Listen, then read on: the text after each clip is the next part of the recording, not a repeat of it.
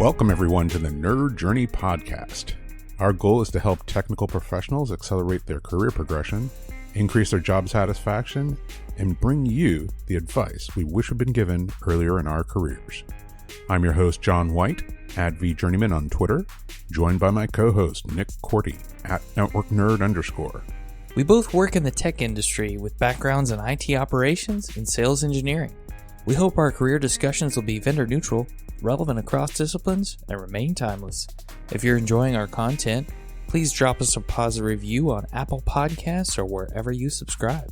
And if you want to get in touch with us, tweet or DM at Nerd Journey. Ultimately, we're just two nerds on a journey. A journey to career enlightenment. So let's take a trip. Welcome, dear listener, to episode 259. This is part 3 of a discussion with Nicholas Aronne. He's a senior manager in product management at VMware, focusing in cloud management and cloud automation products. If you missed the earlier parts of our discussion, let's give you a quick recap. In part 1 of our discussion, which was episode 257, we talked about Nicholas having an early interest in technology and some aspirations to work for IBM one day. Nicholas shared the story of getting the role at IBM and how he later made the business case for and helped implement Agile and Scrum methodologies as part of a development team. We also discussed the difference between product management and product ownership. In part 2 of our discussion with Nicholas in episode 258, we talked about the difference between a product manager and a technical product manager and how technical one might need to be in each case. We discussed the different hiring manager expectations when looking for product manager candidates. And Nicholas told the story of coming to the decision to leave IBM after so many years there, how he prioritized and how he processed that change to move on to something different. This week, as the trilogy of interviews comes to an end, we're going to discuss the responsibilities of being a manager, the good, the bad, and the ugly. Some similarities to management responsibility outside the role of manager, and some of the progression paths into full-on people management if that's something that's on your radar. Nicholas will share the importance of reputation in his career, as well as in all of ours. He'll talk to us about a mantra he's adopted that's similar to that of Mary Poppins. And as we get into this interview, think about what being a divergent thinker means to you. Let's see if what you think it is matches what Nicholas has to say. Here we are with part 3 and the conclusion of our series of discussions with Nicholas Aronne.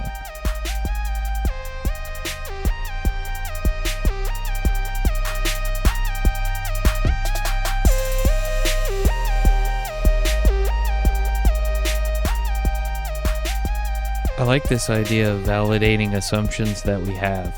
And we've actually had some previous guests who went into management where their management kept validating, hey, do you want to go into management? Do you want to go into management? Some guests, they had their assumptions that they never wanted to be a manager challenged and said, oh, you absolutely should. So for you, was the taking on of managing people in this role that I would call the player coach role, because you have some individual contributor responsibilities as a product manager today and some people management. Was that something you asked for? Was that something that just sort of happened? Or was that something someone came to you and said, I really think you should do this, and it wasn't even on your radar? Yeah, so early on, I think it was an aspiration for sure. I'm glad I wasn't early on in my career because I think it helped to grow and develop me and mature me, if I'm being honest with myself. As it went on, there was kind of that affirmation, if you will. People said, hey, I think you'd be good at this, or I can see that you have this natural kind of way of communicating and leading and being able to teach and mentor people, right? And again, you bring up some interesting points, right? If you like to mentor, if that's something that you like to do, and maybe it's also, hey, I don't see enough people in a certain field or in a certain role, you can certainly, and I would encourage you, and there's platforms out there for people to go and kind of pro bono be mentors and get connected with people. That's one way. Being a manager, right? There's a difference between being a manager and a leader. Manager is the conventional sense of, in my mind, kind of HR responsibilities. I got to make sure I'm reviewing you, I'm doing all that stuff, right? And sometimes it is what people say is the least fun part of being a manager. it comes with the job, right? You can't, this isn't, hey, I can carve out the pieces I like and then leave the other ones I don't like. So it's kind of, unfortunately, to some people's dismay, an all or nothing. So in the most recent years, it has been because of acknowledgement and saying, hey, I'm going to go back into management. Through my different roles, I've been IC, I've done management, and it's kind of grown into I'm willing to do it and focus in on what we need to do. And also part of me trying to, and probably the reason, again, you all do what you do is, I wish someone 15 years ago had sat me down and said a few choice things to me, right? Or said, you need to be worried about your career and here's what you need to focus in on. And so I'm trying to pay it back or pay it forward for the people that over my career have done it in, small ways, but for the lack of education that's out there that we don't have available to us. Maybe it's a little bit better now with some online forums and so forth that people can go, but that's not personal, right? You want to get to know someone, and part of that is, well, I think you'd be good at this, and here's why. And a lot of the times, I think, Nick, to kind of your statement with, someone's come and said, I think you'd be good at this. Some of us don't always see what other people see in us. So having that relationship and being able to say, no, I think you can do that. Even if you're like, no, I'm petrified. I'm not a good public speaker. I'm not this. But like, no, you do just fine.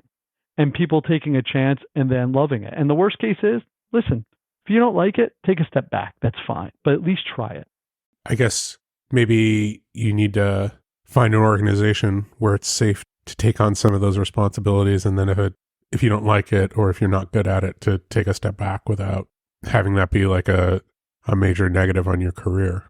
Because sometimes it's just point in time, right? It's like, this isn't the right time for me to do this, or I love the game too much. I gotta stay in the Java. Timing is always the key, right? They say location, timing is everything. But I think it is, again, that fear of change, that fear of the unknown.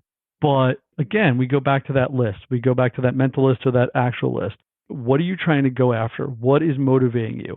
And it could be the other way, and we haven't really talked about it here just yet, but you're in your current role, whether it be an existing role in your current company or in another company, you may have a gap in your skills, right? And you're like, but I really want to do that role. I think I'd be good at it. You need to stretch yourself. You need to be willing to stretch yourself to close that gap. Part of it could be someone willing to take a chance on you, right? Like, hey, you have all these skills. I can see that you can articulate stuff. I have no problem with you coming up to speed. I can put you through a course or whatever it is. But that is also dependent on someone's willingness and ability because they're taking a chance on you. Likewise, if I was to take a chance on someone and say, listen, I know I'm not going to find someone with this skill, so I'm going to have to hire within and train them up, or I'm going to hire them with, externally and bring them in.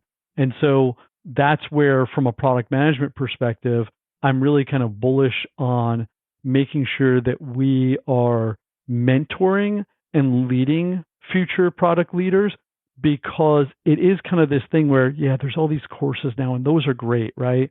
But there's always this question of academia versus the real world. Academia doesn't tell you how to handle your career. Academia doesn't tell you, they may mention, you'll have politics, but they don't really tell you how you navigate it. And is there really a one size fits all for doing that anyway? These are the things that you have to learn, on the job, as they say. That absolutely makes sense. The opportunity, which can be golden, is to take on like maybe a little slice of it, right? To get some practical experience.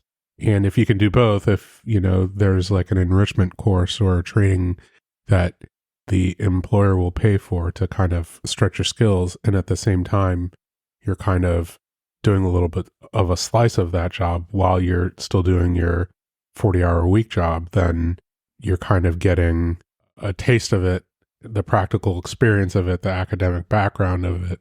And that might be the ideal, but, oftentimes we don't get the ideal. But if you can strive to do a little bit, just, hey, you're a product manager. Can I shadow you for a day or two? Like people usually are fine with that, right? Yeah, I was just going to say, I think a few nuggets there to pull out is, one, I call it the fear of the what if. Well, what if I do this and I'm not successful? I think that's legitimate concern, and you should ask yourself going in, can I do that? I think that's where a mentor or again, if it's your manager and it's the same person or not, so be it, depending on who you have available, but someone that is looking out for you and saying, listen, I think you're biting off too much, or hey, you're doing a great job, right? You want that feedback loop. So that's certainly important. And then to what you just said, John, some companies, right, they have programs, shadowing programs, where you go for, maybe a week, a month, whatever it is, right? What I would highly encourage people to do is maybe, if you're getting into product management, you're like, well, I think I know what it's about. I've seen people do it. I've seen several different people do it, and they all do it slightly similar in some ways, but different in others. Go find someone that you feel comfortable with and say, listen, could I just start attending calls with you or going to meetings with you and kind of get a general feel for what a day in the life of a PM looks like?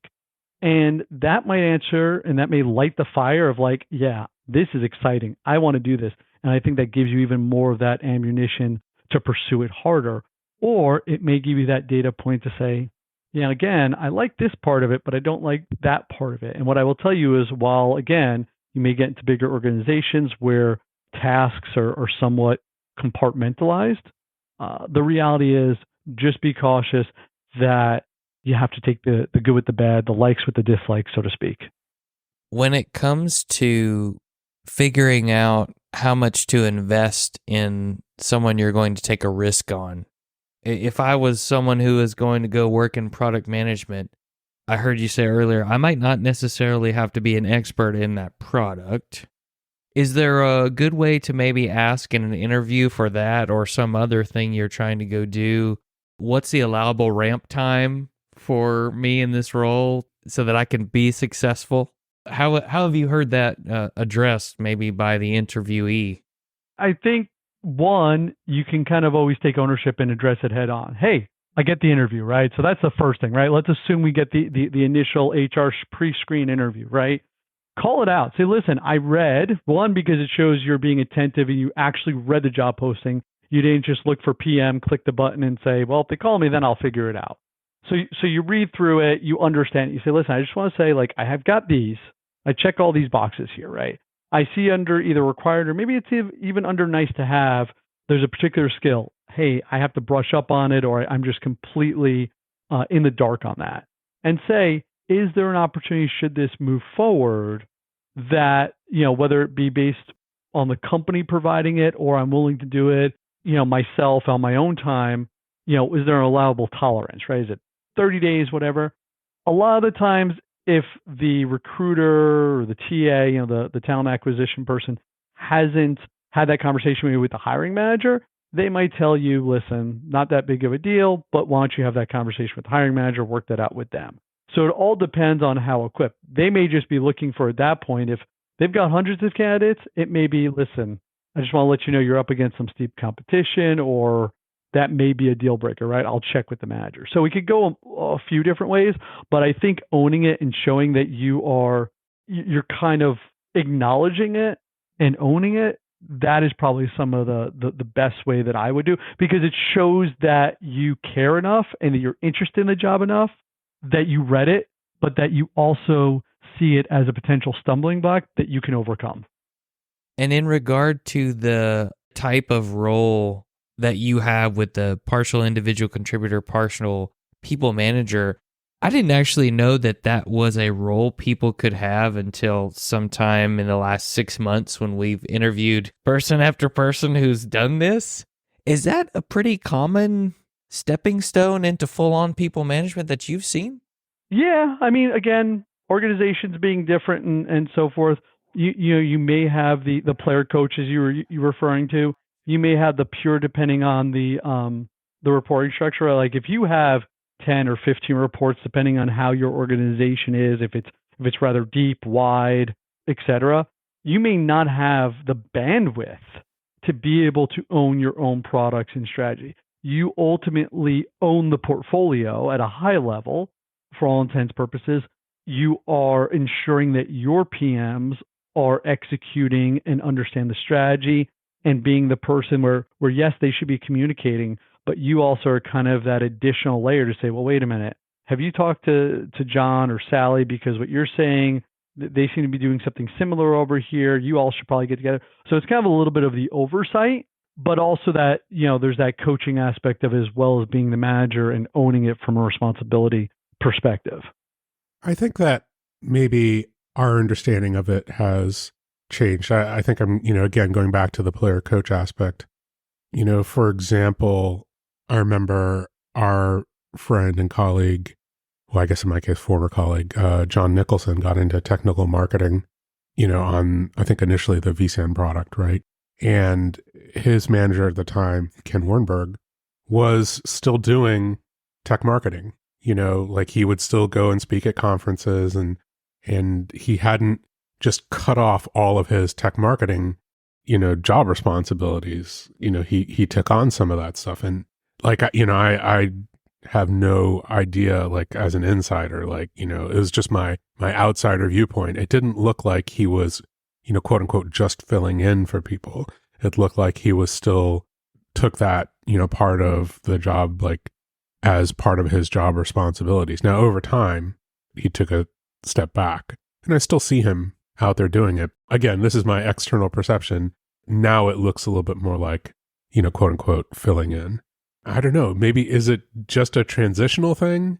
Or is it has to do with the specific role, or maybe there's even like a meta aspect to it, right? Which is maybe as a product manager, you have people who are working on specific aspects of an overall larger product. And, managing a product marketing team, you also take like larger ownership of that larger aspect of the product or product family. I think you're right. At the end of the day, if you're kind of that PM of PMs, let's just use it, or tech marketer of tech marketers, right?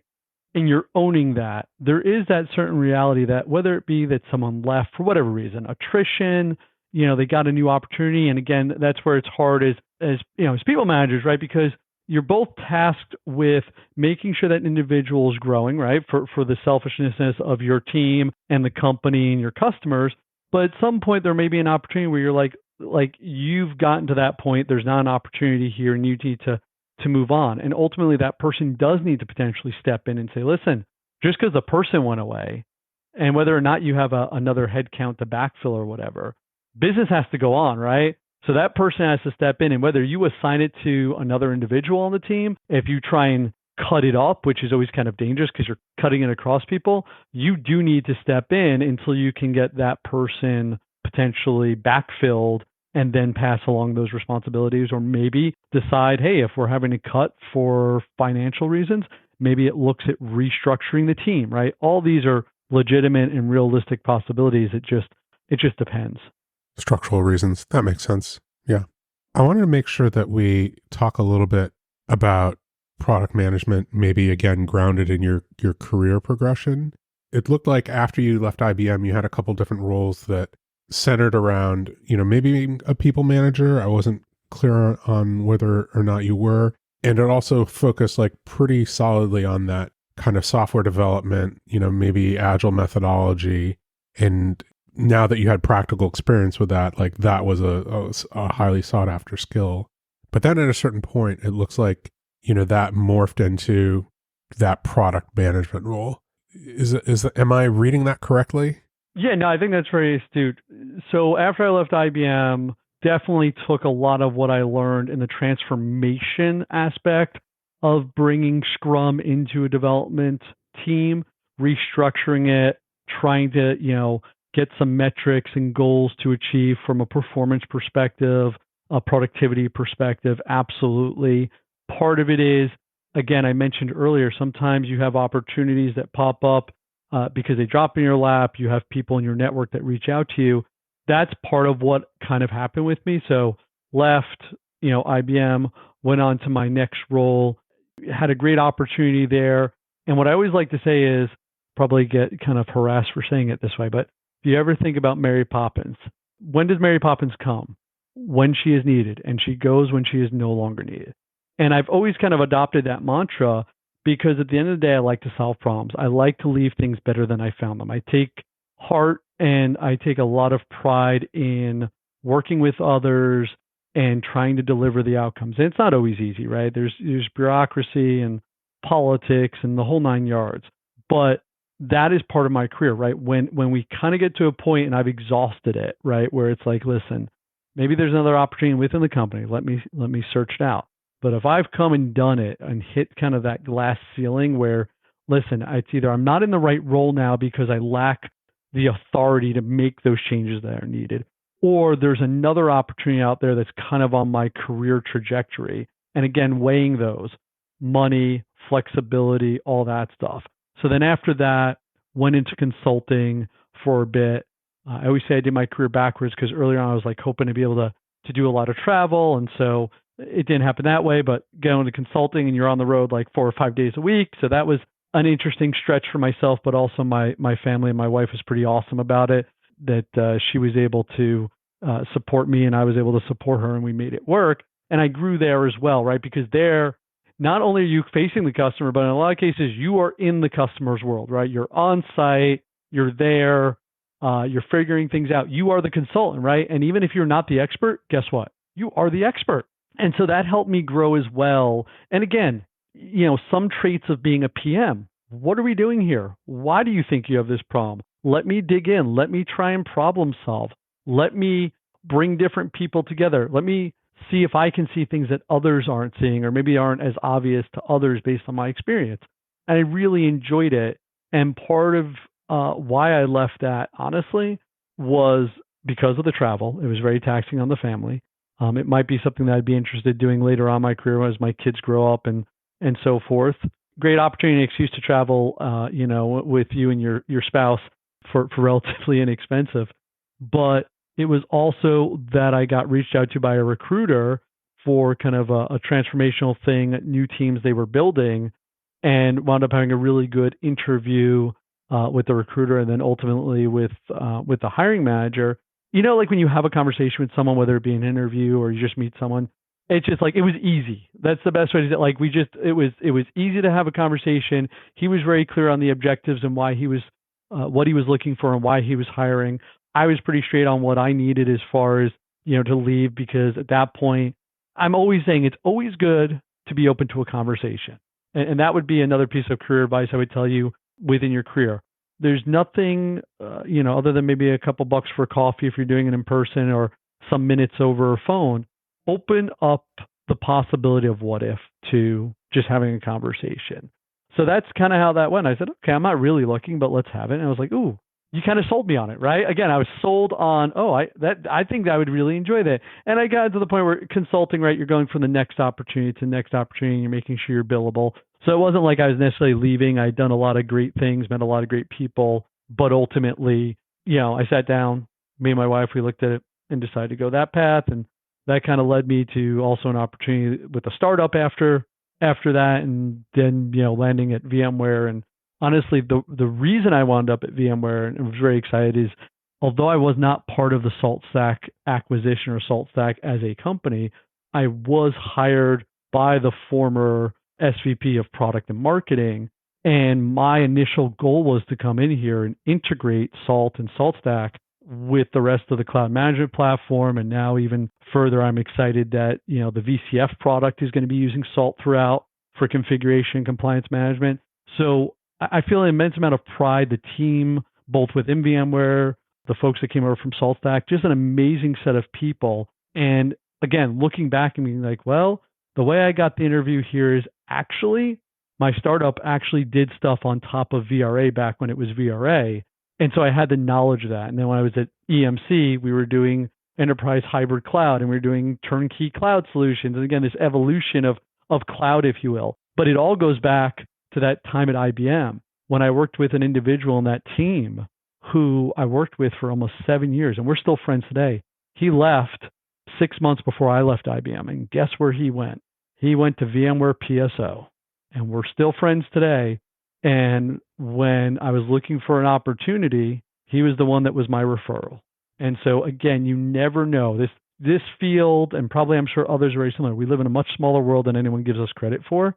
And so making that mark and distinguishing your brand as a person and being someone that gets stuff done, but also is relatively I'll say easy in the terms of easy because you get it. You're willing to listen. You're willing to dig your feet in when you need to and make your point when you need to. You're willing to bend and flex when that's needed. That's what gets you that reputation, that brand. And you're like, hey, when an opportunity comes up, right? I'm sure we have this all, right? You're like, hey, so-and-so would be good for that role. Let me give them a call and see if they're open. And it doesn't always work out that they're open or available or even interested, but it's that type of stuff. And so the next job opportunity potentially is looking for you, not you looking for it. Timing, timing, timing. Yep. There you go. Network. Location. Well, I mean, is it location if a lot of things are remote? I guess to some extent. I mean, here's the thing. Don't get me wrong. I love remote. There's nothing, though, that replaces physically in front of a whiteboard, people face to face, the energy in a room. What I will say is, and this is something that I think is hotly debated, right? Do I go into an office to get on a Zoom call or a WebEx or whatever to call someone that is to get on a call with people that are in 3 different countries? From a business perspective, I could see where they might say, listen, we want to co-locate the team and we're going to, that's a different strategy. But at the end of the day, I tend to work more when I started working from home. I'm sure a lot of us did, because I don't have to commute. I don't have to get offline early to go pick up my kids or drop my kids off or do this. So again, we have to be careful with the technology we have, because we should be using it for our benefit and not to take advantage of situation. And again, that's remote working, but that goes for anything that people can look for technology-wise to use differently, if you will. That's awesome. Yeah, it's a really good point and a great lesson to learn. Hey, Nicholas, as we wrap up here, I wanted to reference something that I saw in your LinkedIn title, which was Divergent Thinker. And I was super excited. I had a couple different assumptions that I had to, break down. One, I thought maybe it was about neurodivergence, which when I looked it up, not true. I also thought that maybe you were like a huge fan of the Divergent movies, or maybe the books by Veronica Roth, I think. Also, Divergent Thinker, apparently not that. But could you tell us, what your position on Divergent Thinker is?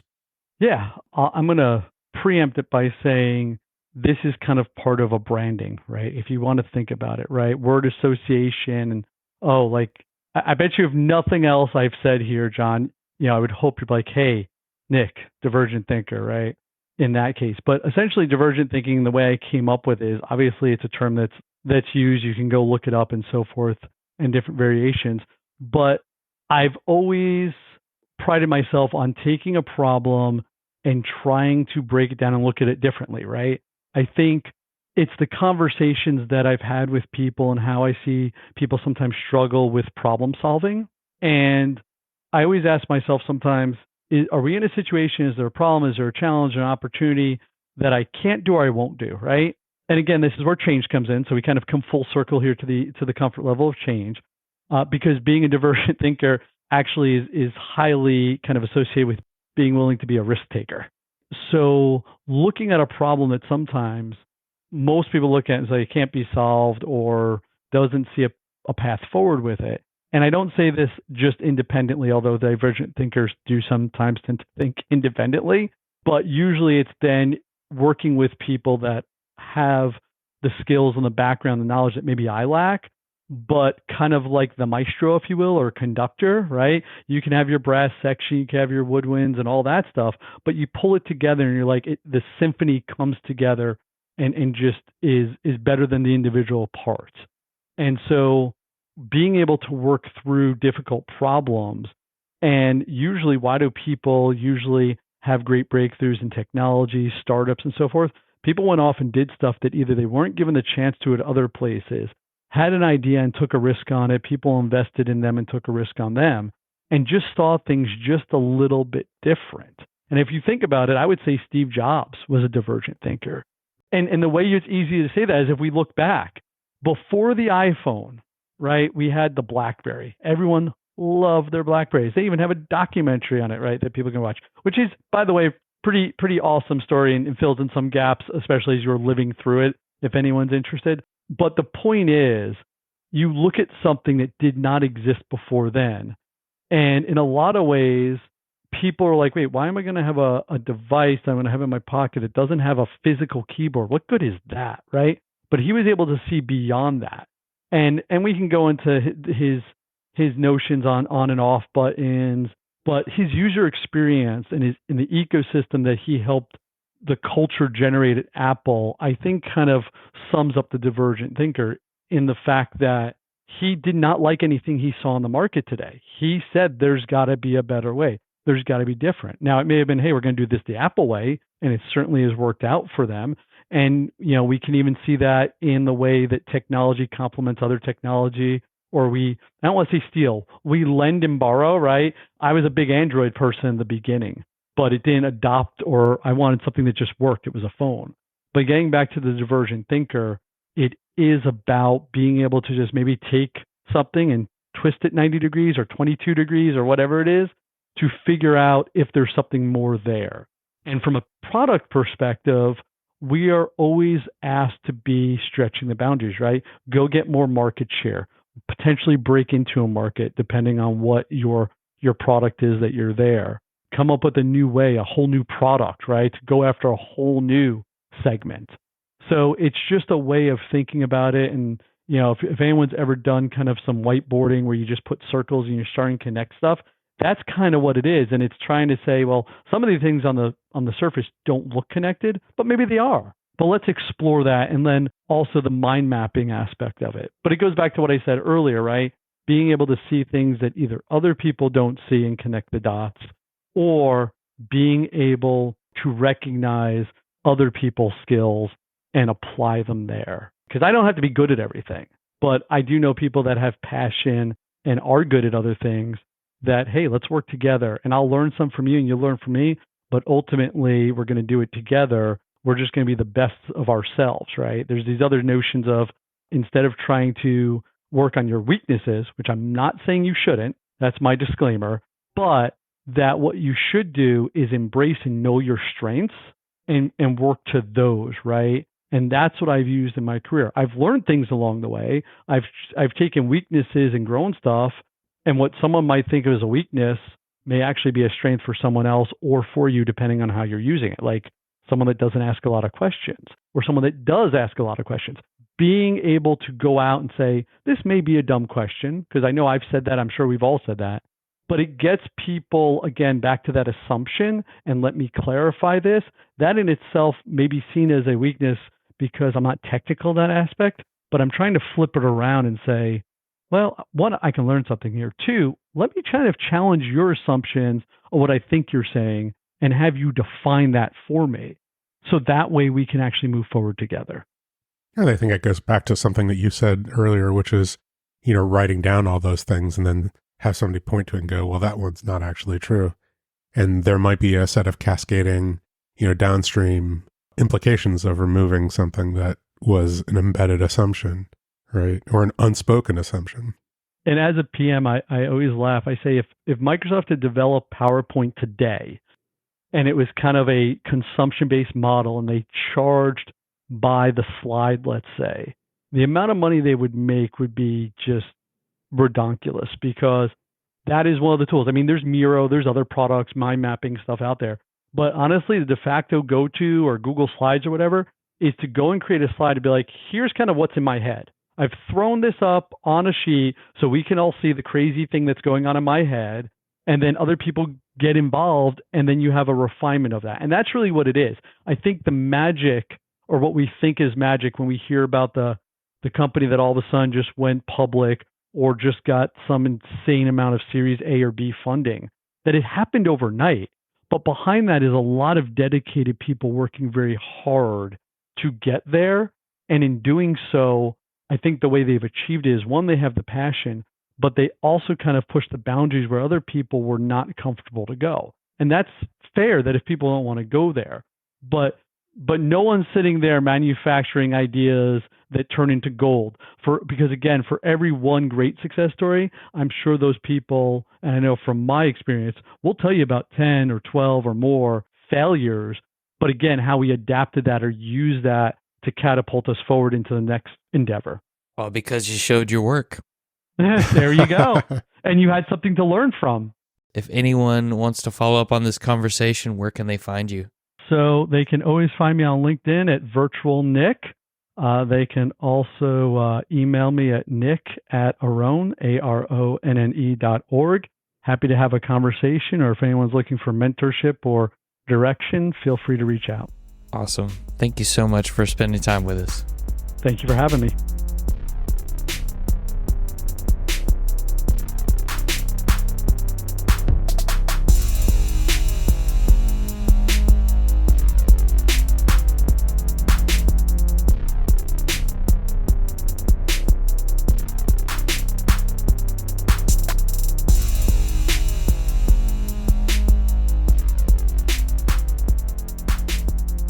I'd like to share a brief reminder with everyone listening that we do keep contact information for every guest we've interviewed in the show notes for each episode at nerd-journey.com.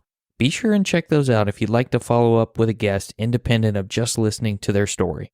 I like the idea of being a divergent thinker that Nicholas talked about and thinking through problems differently. But as I was going back through the episode, I think what he shared are a lot of the qualities of a really good manager. Let's recap some of those for you. Part of it was about knowing our strengths and weaknesses. Well, that takes self-awareness and some humility to admit that we don't know everything, and humility to say we know certain things better than others. Another part of this was recognizing the skills and experience that other people could bring to the table to help us. Again, this is humility. I need other people's help. And it's also a way to develop others. What if me engaging someone else to help with a project actually gave them the chance to do something they never thought they could do, or be a part of something they never got to do before? Perhaps that's something that person could list on their resume as an experience point to help them progress in their career. I think there's a people development aspect to that collaboration with others. After all, Nicholas did tell us he believes in mentoring and leading future product leaders. Pulling in other people to help you accomplish a goal? Definitely part of developing people. You never know who might ask you to help out with something. Speaking of collaborating with others and working toward a common goal, that helps you develop a reputation that you work well with other people, a reputation that you can lead a discussion and help drive consensus from a group.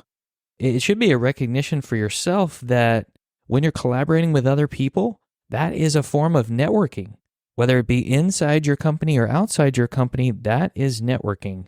And that's something that Nicholas emphasized during his discussions, the networking with other people, coworkers that remained friends over time and eventually got him new jobs. And if you are someone listening who wants to become a manager at some point, you will have to accept the fact that not every aspect of being a people manager is going to be fun. Things like politics and dealing with those, protecting your team from it. And of course, things like performance reviews and other administrative duties that managers do that perhaps we don't even see or think about. So maybe if you are someone who falls into the category of divergent thinker, maybe you do have some of the relatable experience to be a people manager if you wanted to go in that direction. Nicholas said we should be open to conversations with people when we get things like unexpected opportunities. If someone recommends us because we have a really good reputation that we've developed for an open role, maybe we should have a conversation with someone else about what that role entails. It may really excite you and cause you to want to go do it. It may cause you to want to say no, but you may build a connection with someone new either way. I like the idea of asking questions around the gaps you know you have, being forthright about, I have this gap in the required experience or the nice to have experience, but I have all these other things. Will the company or the hiring manager invest in helping me fill that gap, or perhaps will they give me time to fill that skills gap on my own even within a certain period of time? But understanding and knowing how fast you need to ramp up on a specific skill to do the job well or meet the expectation of the hiring team, that's a really important one. And I think it's also an opportunity to show your work, show how you think, show that you thought through what would make you successful in this role, and communicate that to the recruiter or the hiring manager should you get the opportunity to talk to a person like that, or maybe even a team member if this were perhaps a technical screen and not a discussion with a hiring manager. If you're someone listening who thinks product management might be a good career move for you, hopefully you heard the part of the discussion where Nicholas was speaking to his consulting experience. Think about what consultants do. They go and they work intimately with customers to solve a problem, usually centered around a specific area of expertise, right? The consultant is supposed to be an expert. And even if they are an expert, they're going to have to collaborate with probably more than one person on a team at a specific company to accomplish that. They need to understand what the customer is trying to do, and they need to make sure that they are delivering the outcomes that that customer wants. And the consultant ultimately owns the delivery of the outcome that that customer wants. And you're working with many different customers when you're a consultant. So you get exposure to different types of environment, very much like a product manager would need the exposure to customers within the market for the product that they are building.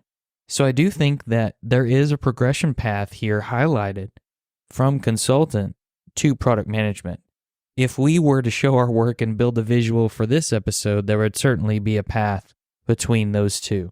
If you enjoyed the discussion with Nicholas Aronne and are wanting to learn more or hear stories of other people who've gone into product management, go check out the series of episodes we did with David Babbitt, episode 195, 196, and 197 for some good insight on the product manager role. We'll see you next week. Farewell, listeners. Tune in next time as the journey continues. I'm John White at VJourneyman, for Nick Cordy at NetworkNerd_, signing off. Adios.